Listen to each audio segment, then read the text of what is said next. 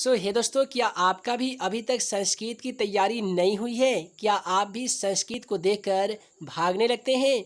अगर हाँ, तो आज का यह वीडियो आप सभी को देखना बेहद ज़रूरी है, क्योंकि आज की इस वीडियो में हम आप सभी को बताने जा रहे हैं कक्षा 10वीं संस्कृत का ऐसे इम्पोर्टेंट वीवीआई सबेटी क्वेश्चन जो कि पिछले मैट्रिक एग्ज़ाम में बहुत बार पूछे गए हैं और आपके मैट्रिक एग्ज़ाम में पूछे जा सकते हैं। तो अगर आप भी इस मैट्रिक का एग्ज़ाम दे रहे हैं तो आज का यह वीडियो आप सभी को शुरू से अंत तक जरूर देखना चाहिए। तो चलिए फ्रेंड्स, बिना समय गवाए पहला क्वेश्चन का सलूशन क्या लेते हैं। दोस्तों, आज का पहला क्वेश्चन भारतीय संस्कार चैप्टर से लिया गया है और सवाल में पूछा गया है भारतीय संस्कार पाठ के आधार पर संस्कार जनित लाभ का वर्णन अपने शब्दों में कीजिए। तो दोस्तों, आसान भाषा में लिखिएगा कि संस्कारों के पालन से ही व्यक्तित्व का निर्माण होता है। संस्कारों का उचित समय पे पालन करने से गुण बढ़ते हैं और दोषों का नाश होता है। आसान भाषा में कहे तो संस्कार के पालन से ही मनुष्य अपने मनुष्यता को जान पाता है और वो अपने ज्ञानों का सही उपयोग कर पाता है। साथ ही यदि संस्कार का उचित समय पे पालन किया जाता है ना, तो मनुष्य में नए नए गुणों को में बढ़ोतरी होती है और जितने भी मनुष्य के अंदर बुराइयां होती है, गलतियां होती है, उन सभी दोषों का नाश भी हो जाता है। किसके माध्यम से? तो संस्कार के माध्यम से।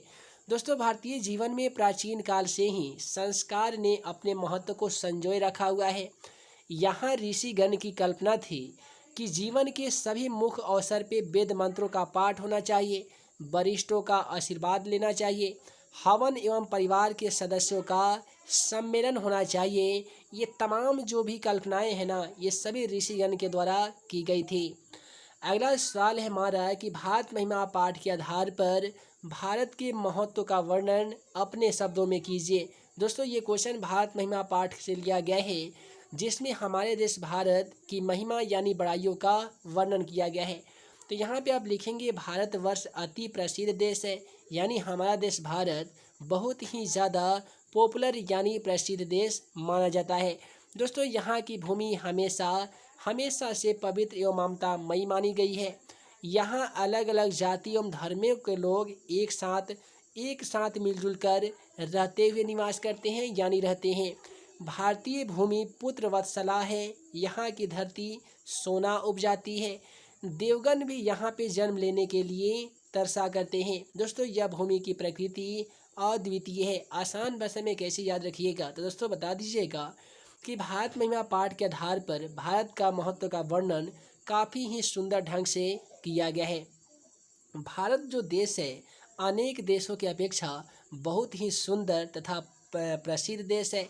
यहाँ की मिट्टी पे हमेशा सोना जैसे फसलें उपजती है। साथ ही भारत एक ऐसा देश है जहाँ पे अलग अलग जाति एवं धर्मों के लोग एक साथ प्रेम भावपूर्वक मिलजुल कर निवास करते हैं यानी रहते हैं। और भारत ही मात्र एक ऐसा देश है जहाँ पे देवतागण भी जन्म लेने के लिए बार बार तरसते हैं। अब यहीं से मैट्रिक के एग्ज़ाम पेपर में ऑब्जेक्टिव सवाल पूछा गया था कि वह कौन ऐसा देश है जहाँ पे देवताओं भी लेने के लिए तरसते हैं। तो क्वेश्चन का सही जवाब भारतवर्ष हो जाएगा। उसके बाद में अगला सवाल अलस कथा पाठ से लिया गया है और सवाल में पूछा गया है कि विद्यापति कौन थे, उन्होंने किस ग्रंथ की रचना की थी तथा अलस कथा पाठ में किसकी कहानी दी गई है। तो दोस्तों, विद्यापति जो हैं ये लोकप्रिय मैथिल कवि माने जाते हैं।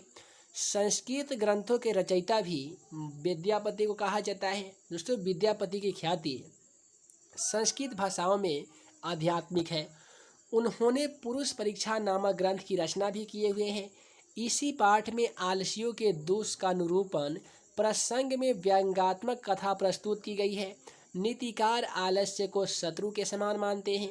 अब यहाँ पे आसान भाषा में समझिए कि विद्यापति कौन थे, तो आप बताइएगा सर। विद्यापति जो थे ना, ये लोकप्रिय यानी प्रसिद्ध मैथिली कवि माने जाते थे।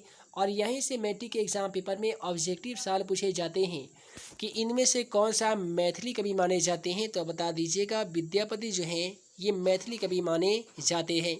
और फिर उन्होंने कौन सी ग्रंथ की रचना की थी, तो बताइएगा कि विद्यापति का जो संस्कृत ग्रंथों में तो रुचि थी ही, इसके साथ साथ ये संस्कृत विषयों में आध्यात्मिक थे। उन्होंने एक ग्रंथ की रचना की थी जिसका नाम है पुरुष परीक्षा नामक ग्रंथ है। और इसी पाठ में आलसियों के दोष निरूपण प्रसंग में व्यंग्यात्मक कथा प्रस्तुत की गई है। नीतिकार आलस्य को रिपु मानते हैं यानी शत्रु मानते हैं। यहाँ पे ऑब्जेक्टिव सवाल बनता है कि नीतिकारों के द्वारा आलस को क्या माना गया है, तो आप बोल सकते हैं कि सर शत्रु माना गया है यानी दुश्मन माना गया है। अगला सवाल कहता है कर्णस्य दान वीरता पाठ से कि कर्णस्य यानी कर्ण की दान वीरता पाठ के आधार पर कर्ण का चरित्र चित्रण कीजिए। काफ़ी ही सिंपल तथा इम्पोर्टेंट क्वेश्चन है। तो आसान भाषा में लिखिएगा कि कर्ण सूर्यपुत्र है, जन्म से पहले ही कवच और कुंडल प्राप्त है। जब तक कर्ण के शरीर में कवच और कुंडल है तब तक उसे कोई पराजित नहीं कर सकता है, उसे कोई मार भी नहीं सकता है। कर्ण ने महाभारत युद्ध में कौरवों के पक्ष में युद्ध करता है और अर्जुन इंद्र का पुत्र है। इंद्र अपने पुत्र के हेतु छल पूर्वक कर्ण से कवच और कुंडल मांगने जाते हैं। दानवीर कर्ण सूर्य की उपासना के समय याचक को निराश नहीं लौटाता है। इंद्र इस समय का लाभ उठाकर इंद्र से कवच और कुंडल मांग लेते हैं।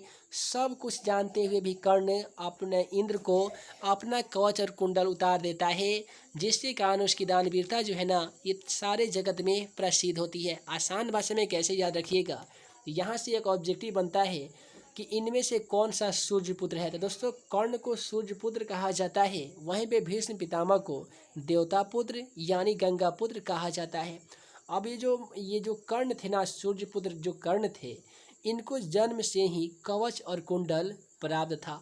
अब कवच और कुंडल की इनके पास रहने का एक प्रमुख विशेषता ये था कि जब तक कवच और कुंडल कर्ण के पास रहेगा तो उस समय तीनों लोक में कोई भी एक ऐसा व्यक्ति नहीं था जो कर्ण को मार सके, और ना ही उसे कोई पराजित कर सकता था, ना ही उसे कोई हरा सकता था।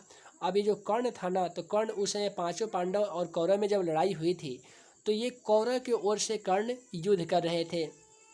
अर्जुन जो थे ये इंद्र भगवान के बेटे थे।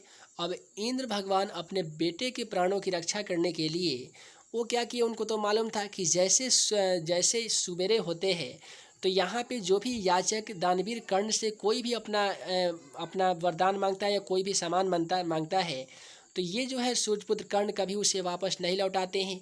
इसी समय का फ़ायदा उठाकर क्या करते हैं कि इंद्र भगवान कर्ण से कवच और कुंडल मांग लेते हैं, सब कुछ जानते हुए भी। हालांकि ऐसा बात नहीं है कर्ण नहीं जानते हैं कि ये इंद्र भगवान है, ये सब कुछ जानते हुए भी कवच और कुंडल क्या करते हैं, दान स्वरूप इंद्र को दे देते हैं। अगला सवाल क्वेश्चन 5 देखिए। क्वेश्चन 5 हमारा कहता है कि भारतीय संस्कार पाठ के आधार पर स्पष्ट कीजिए कि संस्कार कितने प्रकार के होते हैं और उसके कौन कौन से नाम होते हैं। काफ़ी इंपॉर्टेंट सवाल है, आपके एग्जाम में 100% पूछा जाएगा। बोला गया कि भारतीय संस्कार पाठ के आधार पर संस्कार कितने प्रकार के होते हैं। दोस्तों याद रखिएगा, भारतीय संस्कार मूलतः 5 प्रकार के होते हैं।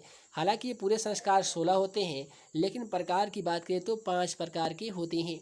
अब यहाँ पे कौन कौन से प्रकार होते हैं, तो जन्म के पहले 3 होते हैं, शैशवावस्था में 6 होते हैं, शिक्षावस्था में 5 होते हैं, और गृहस्थ संस्कार में 1, और मरने के बाद 1 संस्कार होते हैं। इस प्रकार से जो संस्कारों की संख्या होती है ये 16 संस्कार होते हैं। अब जन्म के पहले कौन कौन से संस्कार होते हैं जरा याद ध्यान से सुनिएगा। जन्म के पूर्व संस्कार में गर्भधारण हो गया, पुंसवन हो गया और सीमंतोनयन हो गया। ये 3 संस्कार होते हैं जन्म लेने के पहले, गर्भधारण, पुंसवन और सीमंतोनयन। अब यहाँ से ऑब्जेक्टिव कैसा पूछा जाता है, तो पूछा जाएगा संस्कार के मूल कितने प्रकार होते हैं, तो आप बताइएगा सर 5 प्रकार होते हैं। फिर पूछेगा कति संस्कार सन्ति, संस्कार कितने प्रकार के होते हैं, तो 16 संस्कार होते हैं यानी 16 संस्कार होते हैं। उसके बाद में बोला जाएगा गर्भधारण या पुंसवन या सीमंतोनयन किस संस्कार के अंतर्गत आता है, तो आप बोलिएगा कि जन्म के पहले यानी जन्म के पूर्व संस्कार के अंतर्गत सीमंतोनयन, गर्भधारण एवं पुंसवन संस्कार आते हैं। अब है शैशवावस्था में, तो दोस्तों शैशव में होता है जात कर्म, नामकरण, अन्नप्राशन, चूड़ाकर्म इत्यादि, ये सब शैशवावस्था में यानी शैशव संस्कार में आते हैं। उसके बाद में शिक्षा संस्कार। दोस्तों शिक्षा संस्कार का जो पहला संस्कार होता है वह है अक्षरारंभ यानी अक्षरों की शुरुआत की जाती है। उपनयन, केशांत इत्यादि ये तमाम संस्कार शिक्षा संस्कार के अंतर्गत आते हैं। उसके बाद में होता है गृहस्थ संस्कार। दोस्तों गृहस्थ संस्कार में व्यक्ति का विवाह हो जाता है और मृत्यु के बाद में होता है एक संस्कार जिसका नाम है अंत्येष्टि संस्कार। अगला सवाल क्वेश्चन नंबर 6 को देखिए। ये कक्षा 10 संस्कृत का दूसरा चैप्टर मंगलम पाठ से लिया गया है और सवाल में हमसे पूछा गया है कि भगवान बुद्ध ने पटना के संबंध में क्या कहा था। तो दोस्तों आसान भाषा में लिखिएगा कि भगवान बुद्ध ने पटना के बारे में कहा था कि यह गांव महानगर होगा, लेकिन आपसी झगड़ा, आग की घटनाओं तथा बाढ़ से की वजह से सदा क्रांतित रहेगा यानी पीड़ित रहेगा। आसान भाषा में याद रखिएगा, जैसे महात्मा बुद्ध पटना आए थे ना, तो जैसे पटना आए थे तो पटना की वेशभूषा को देखकर एक ये भविष्यवाणी किए हुए थे कि पटना जो है आज ये जो पाटलीग्राम कहा जाता है, ये आगे चलकर पाटलिपुत्र यानी पटना के नाम से जाना जाएगा। ये नगर का विकास आगे आने वाले समय में बहुत ज़्यादा होगा। ये नगर से नगर नहीं रहकर ये महानगर बन जाएगा। लेकिन ये आपसी झगड़ा, युद्ध की स्थिति, आग लगी और बाढ़ से हमेशा पीड़ित रहेगा। और कहीं ना कहीं भगवान महात्मा बुद्ध की कही गई बातें आज सत्य सामने दिख रही है।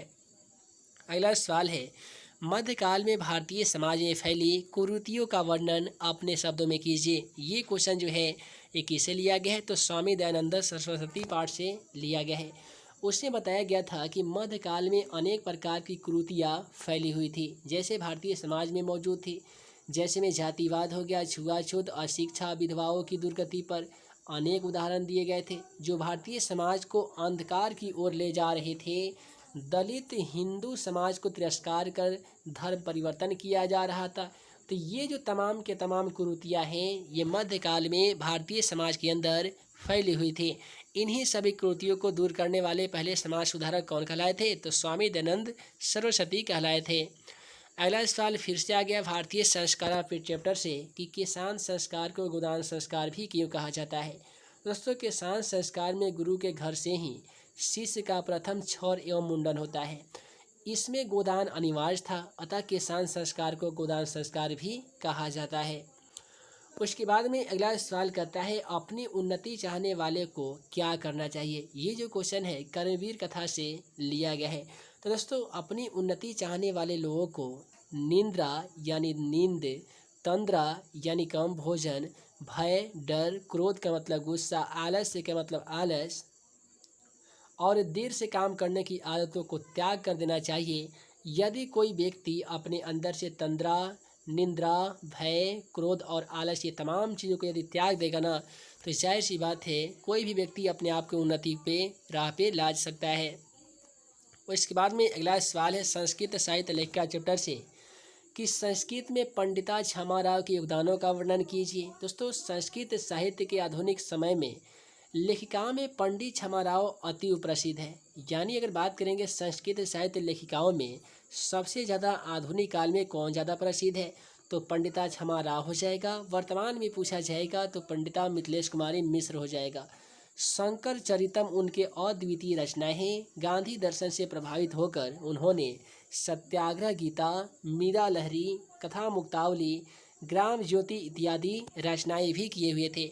और ये जो छमाराव जो थे ना, पंडिता छमाराव, ये आधुनिक समय में संस्कृत लेखिकाओं में सबसे ज़्यादा प्रसिद्ध लेखिका थी। अगला सवाल देखिए, स्वामी दयानंद सरस्वती को मूर्ति पूजा के प्रति अनास्था कैसे हो गई। यानी स्वामी दयानंद सरस्वती को आखिर मूर्ति पूजा में विश्वास क्यों टूट गया। आसान भाषा में बताइएगा कि स्वामी दयानंद सरस्वती का परिवार धर्म के प्रति असमरण था। बड़ों को देखकर एक बार की बात है कि शिवरात्रि के दिन शिवलिंग पर चढ़ाए गए फलों को खाते हुए चूहे को देखा। वे सोच में पड़ गए कि जब शिव अपनी रक्षा स्वयं नहीं कर सकते हैं तो दूसरों की रक्षा भला कैसे कर पाएंगे। ऐसे भाव आते हैं उसके मन में मूर्ति पूजा के प्रति अनास्था जागृत हो गई। आसान भाषा में कहे एक बार की बात है, हालांकि जो स्वामी दयानंद सरस्वती थे ना, तो ये सबसे ज़्यादा शिव भगवान की पूजा करते थे, ये शिव भक्त थे। एक बार की बात है उन्होंने रात में देखा कि शिवलिंग पर जितने भी चढ़ाए गए फल तथा मिष्ठान यानी भोजन है, उन सभी मिष्ठान, मिठाई एवं फलों को चूहे चढ़कर उसे खा रहा है। अब ये सोच में पड़ जाते हैं, यदि ये मूर्ति में भगवान स्वयं भगवान निवास करते हैं तो भला अपने रक्षा क्यों नहीं कर रहे हैं, उनका फल दूसरा पशु पक्षी क्यों खा रहा है।